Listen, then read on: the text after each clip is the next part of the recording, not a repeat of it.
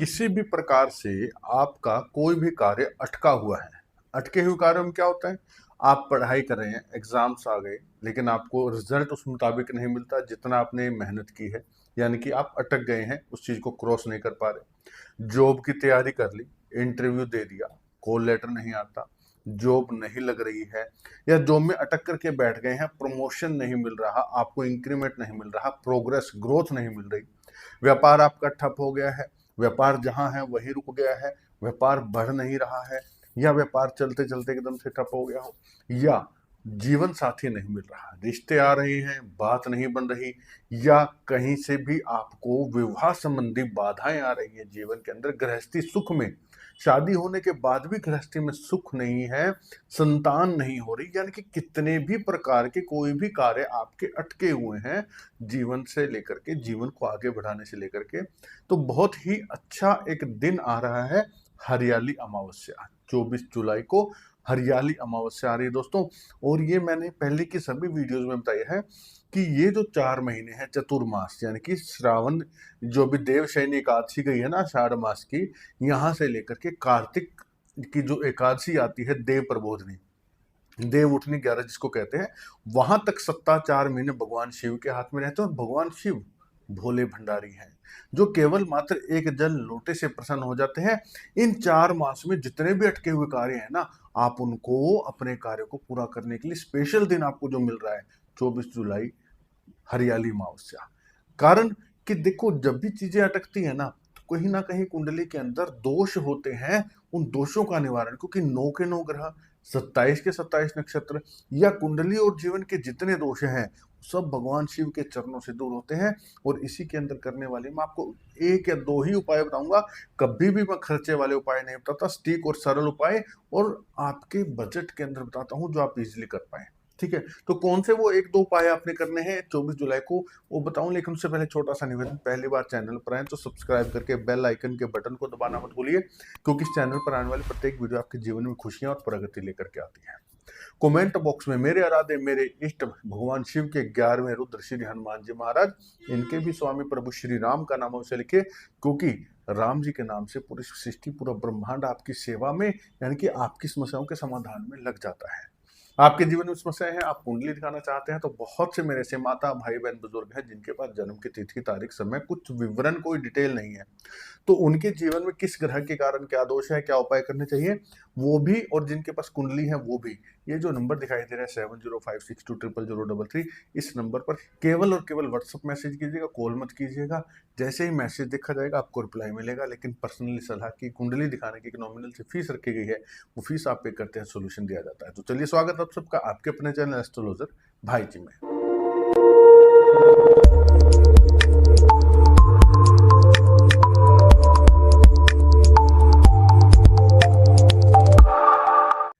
तो दोस्तों, 24 जुलाई हरियाली अमावस्या, श्रावणी अमावस्या, इसके अंदर आप क्या करना है कि सबसे जो जरूरी चीज है, दान पुण्य। ठीक है, दान की कोई महिमा नहीं है, दान का कोई विवरण नहीं है, कितना दे, कैसे दे, किसको दे, आप दान कीजिए जितना आप अपने सामर्थ्य के अनुसार कर सकते हैं, वो तो एक अलग मैटर है।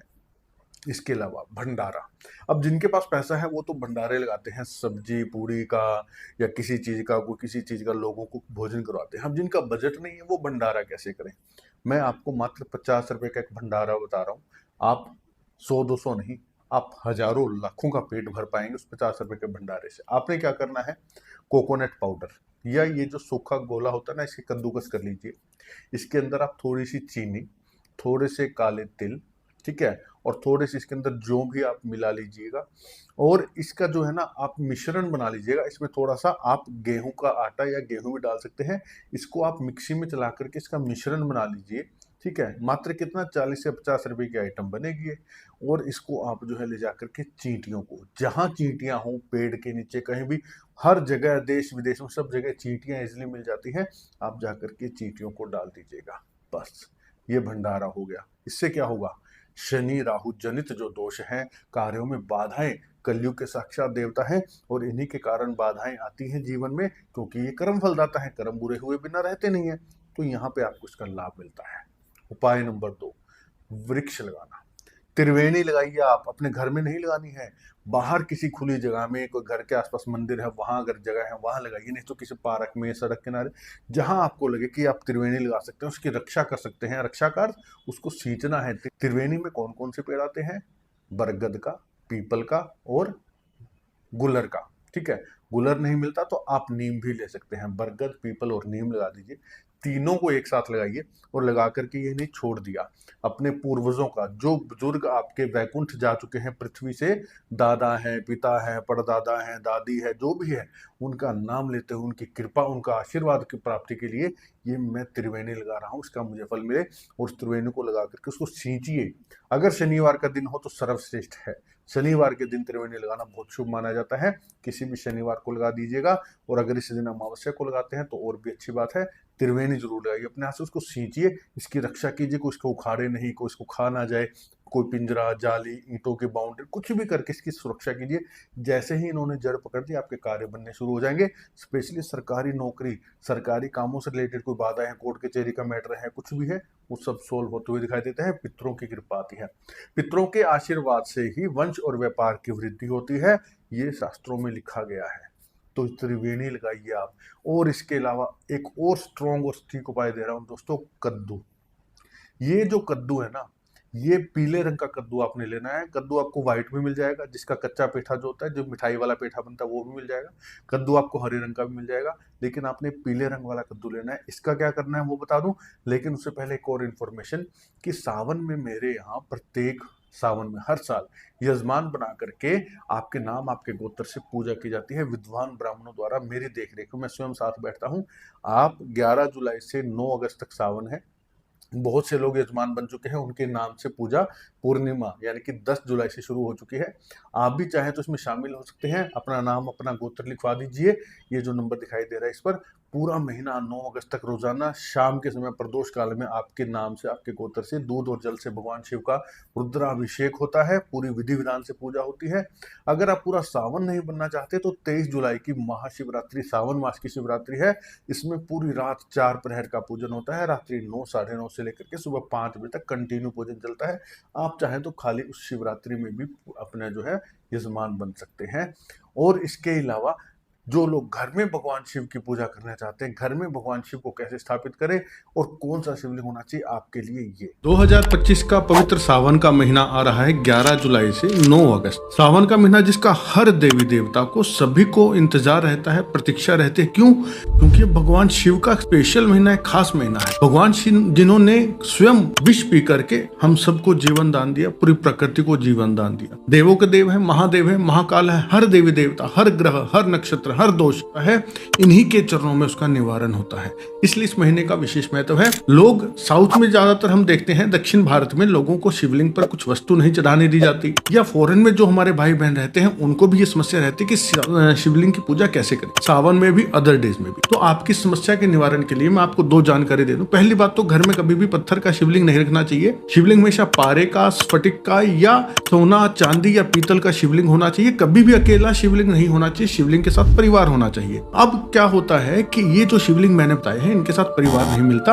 आपकी इस समस्या के निवारण के लिए स्पेशल ये मैंने पीतल के ओरिजिनल ब्रास के शिवलिंग बनाए हैं। और शिवलिंग का साइज देखिए, शास्त्रों के अनुसार बिल्कुल जो साइज घर में होना चाहिए वो साइज है। आप देख सकते हैं शिवलिंग, साथ में गणेश जी। गणेश जी की पूजा से आपके ऊपर जो है साक्षात रिद्धि सिद्धि का वास आपके घर में होता है। रिद्धि सिद्धि मतलब धन की देवी, बुद्धि गणेश जी की पूजा से अपने आप ही आ जाती है। माँ भगवती, माँ जगदम्बा साथ में है। इनकी पूजा करने से सौभाग्य में वृद्धि होती है। जिनकी शादी नहीं है उनकी शादी होती है, और जिनके वैवाहिक जीवन में कड़वाहट है वो दूर होती है। कार्तिकेय जी की पूजा से मान सम्मान, प्रतिष्ठा, आपका बल, आपका आकर्षण बढ़ता है। समाज में आपकी बात मानी जाती है, कार्य क्षेत्र में आपका मान बढ़ता है। और नंदीश्वर की पूजा से पितरों की कृपा होती है। जिनको संतान नहीं हो रही, वंश और व्यापार की वृद्धि होती है, इसलिए नंदी की पूजा करनी चाहिए। और ये प्यारे से वासुकी नाग देखिए आप, भगवान शिव के कितनी डिटेलिंग में बनाए गए हैं। भगवान शिव के गले में वासुकी नाग मतलब हर दोष का निवारण। और शिवलिंग की पूजा करने से तो कहने ही क्या, मेरा जीवन क्या, आपका भी जीवन थोड़ा पड़ जाएगा इसकी महिमा का गान करते करते। आप ये शिवलिंग कैसे प्राप्त कर सकते हैं उसके बारे में डिटेल जानकारी लेने के लिए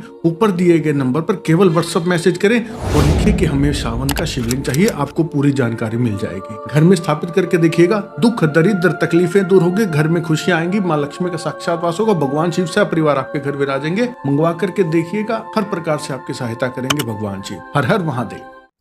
तो दोस्तों बहुत पावरफुल शिवलिंग है ये पीतल का, सपरिवार घर में स्थापित करके देखिए, आपको कभी कहीं भटकने की जरूरत नहीं पड़ेगी। हर समाधान आप खुद कर पाएंगे अपने ही घर में। जो है आपके जीवन में कोई भी समस्या हो, भगवान शिव इस शिव परिवार सहित आपके ऊपर कृपा करते हैं। तो मंगवा करके देखिएगा, आपको लाभ जरूर मिलता है। अब वापस आते हैं वीडियो में उपाय पर।